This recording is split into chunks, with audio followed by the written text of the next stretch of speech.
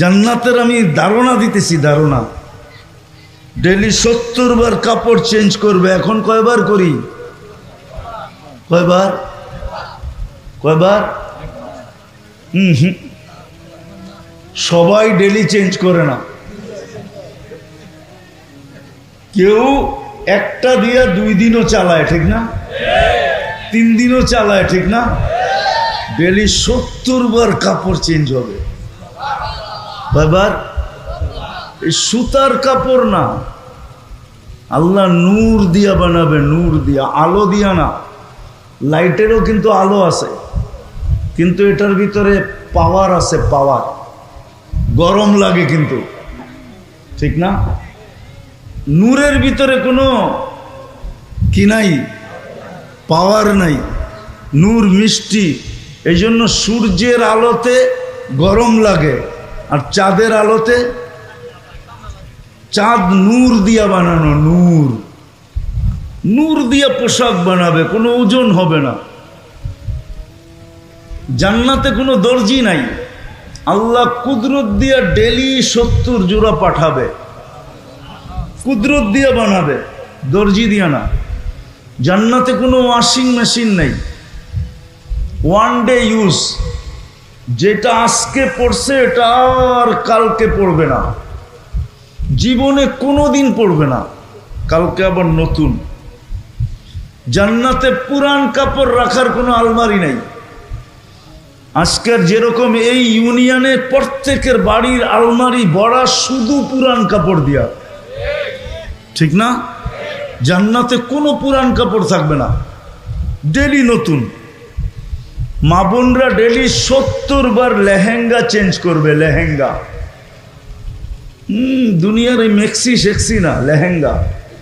লেহেঙ্গা চিনেন? চিনেন না? চিনেন? আরেকটা কইলে চিনবেন হয়তো, ডায়ানা ড্রেস চিনেন? ডায়ানা ড্রেস, ওইটাই লেহেঙ্গা। ডেলি 70 বার চেঞ্জ করবে। 3 কিলোমিটার ঘের হবে, 3 কিলোমিটার ঘের লেহেঙ্গা, 3 কিলোমিটার ঘের। আল্লাহ আলোর সুতা দিয়া, নূরের সুতা দিয়া বানাবে, ডেলি 70 বার চেঞ্জ করবে। মা বোনরা 120 ফিট লম্বা হবে, চুলটিও 120 ফিট লম্বা হবে। আমরাও 120 ফিট লম্বা হব, আরো 9টা গুণ হবে। ইসুফ আলাইহিস ইসলামের মতো রূপ হবে, ঈসা আলাইহিস ইসলামের মতো বয়স হবে, মুসা আলাইহিস ইসলামের মতো শক্তি হবে, আমাদের নবীজির মতো আখলাক হবে, দাউদ আলাইহিস ইসলামের মতো সিঙ্গার হবে, সিঙ্গার। চিনো? তোমরা তো সারা রাত্র গান শুনতে শুনতে কাটায় দাও, ঠিক না? অথচ তুমি দাউদ আলাইহিস ইসলামের মতো সিঙ্গার হবে জান্নাতে। তোমার আওয়াজ হবে দাউদ আলাইহিস ইসলামের মতো।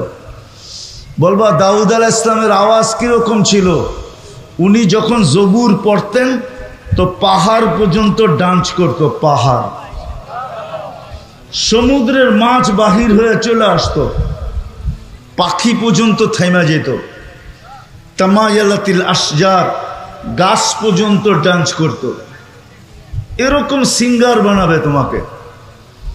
কওয়াত মিয়াত রাজুল, 100 পুরুষের যৌবন শক্তি দিবে। যুবকরা ভাবতেছে একটা লই তো পেরেশান, 100 হইলে কি অবস্থা হইব, ঠিক না? কি একটা লই তো 14 তারিখে যে দৌড়াদৌড়ি করো তোমরা, ঠিক না? কি হ্যাঁ, স্যাক খাইতে খাইতে খাইতে খাইতে এখন তো কোন দিন যে আবার আন্দোলন শুরু করো, ঠিক না? হ্যাঁ, ওইখানে সমস্যা নাই, ওইখানে ডেলি 100 বার ব্যবহার করবে। কতবার? কতবার? 100 বার। 14 তারিখ ডেলি 100 বার হবে। কয়বার? 14 তারিখ হবে ডেলি 100 বার। একটু পরপরই ভিডিও কল আসবে আর ডাকবে, তাল ইলাইয়া, আমার কাছে আয়। আগেরটা আর কি দেখছস, তার পরেরটা আমি দেখ, আমারে আল্লাহ কি বানায় রাখছে, জলদি আয়। এইখানে তো বন্ধুর কাছ থেকে বাইক লইয়া দৌড় দাও, ঠিক না? আইসে রে ব্রিজে রে হেনে, ঠিক না? ব্রিজ চিনো না? চিনো না? ওইখানে বন্ধুরতে বাইক নিতে হবে না, আল্লাহ বাইক বানায় রাখছে, সুপার বাইক। সাহাবা জিজ্ঞাসা করছে আফিল জান্নাতি খাইলা, ইয়া রাসূলুল্লাহ জান্নাতে কি ঘোড়া আছে? তো আল্লাহ রসুল বলছে আছে, ওয়ালাহু আজনিহাতান, দুইটা ডানাও আছে, ইয়ারকাবুর রাকিব ওয়া ইউসিরু হাইসু ইয়াশা, চড়বে আর চোখের পলকে যে নেমে যাবে। এইখানে তো হুন্ডা একলা চালাইলে একভাবে চালায়, আর পিছে যদি চার্জার বহা থাকে তাহলে তো কোনো কথাই নেই, ঠিক না? হ্যাঁ, ওইখানে ওইরকম বসা থাকবে, এই দুনিয়াটার মতো না। হাঁটু পর্যন্ত বানাইছে মুস্ক দিয়া, কোমর পর্যন্ত বানাইছেন আম্বার দিয়া, কাঠ পর্যন্ত বানাইছেন জাফরান দিয়া, উপরের চেহারাটা বানাইছেন হোয়াইট কাফুর দিয়া। 120 ফিট লম্বা, চুলটিও 120 ফিট লম্বা, 3 কিলোমিটারের ঘেরে লেহেঙ্গা পড়া থাকবে আর খালি তোমার সামনে ঘুরাইতে থাকবে।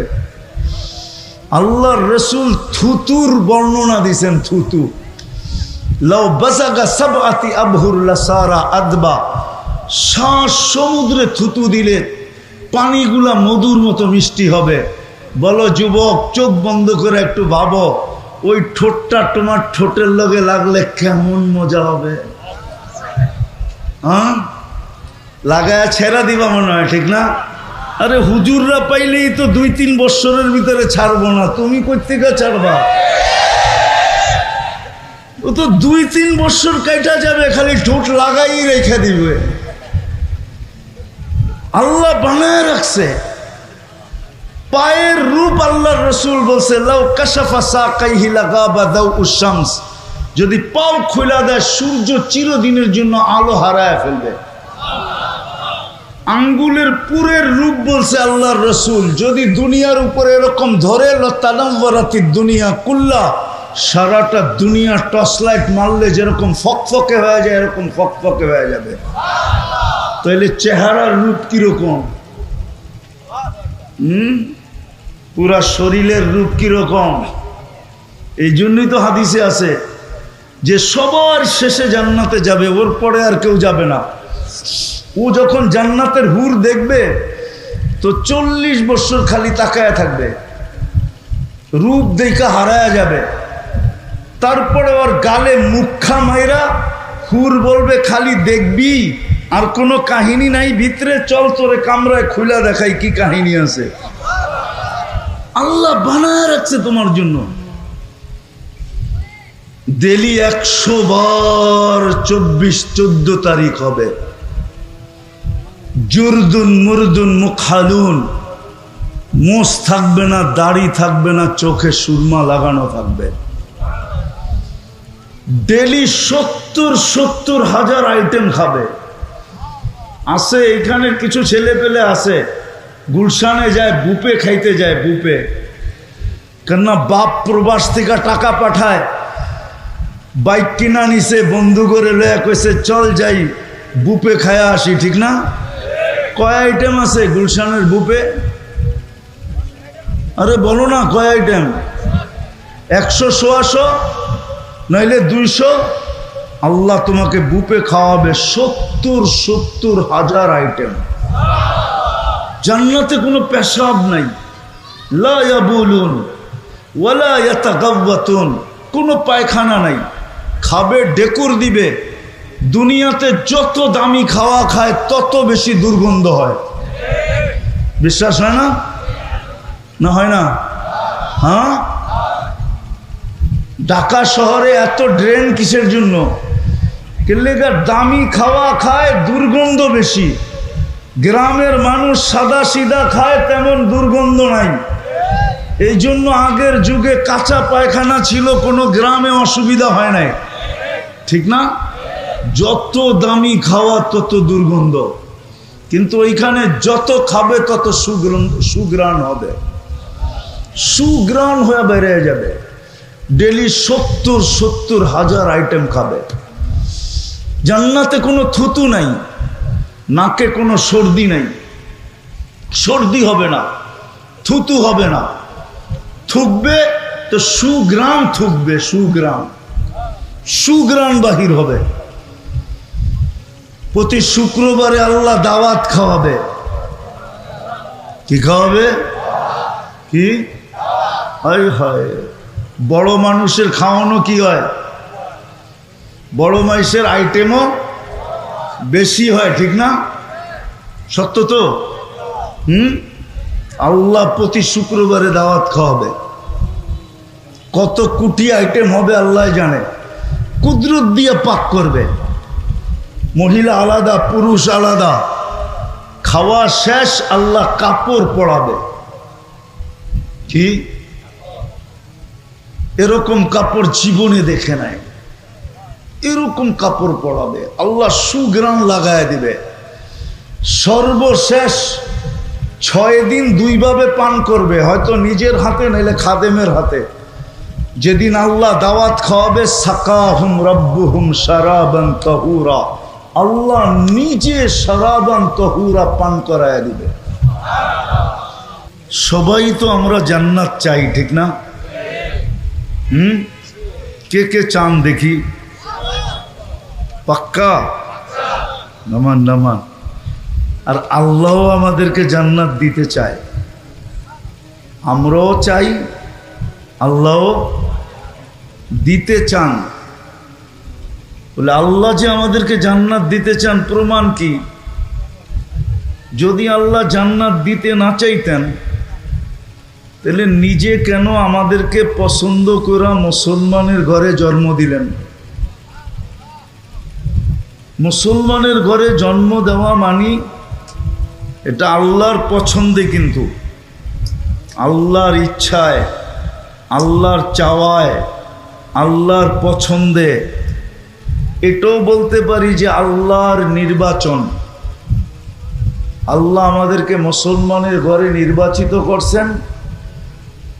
এটা দ্বারা বোঝা যায় আল্লাহ জান্নাত দিতে চান।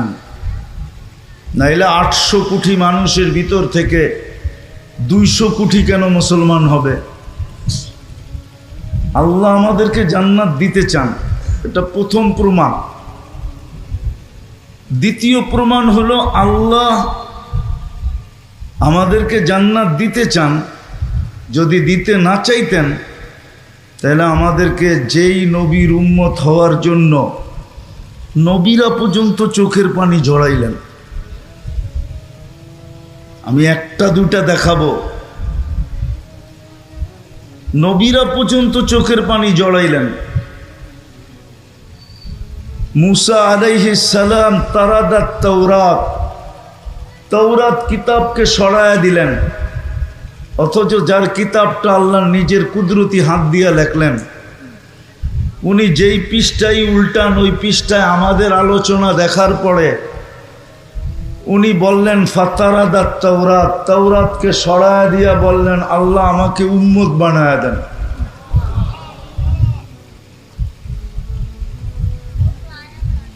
ওই রসুলের উম্মত মুসা আলাইহিস সালাম পর্যন্ত উম্মত হতে চাইলেন, কিন্তু আল্লাহ জবাব দিলেন সাবাক্তা মিনহুম, তুমি অনেক আগে চলে আসছো, উম্মত বানানোর কোনো সুযোগ নাই।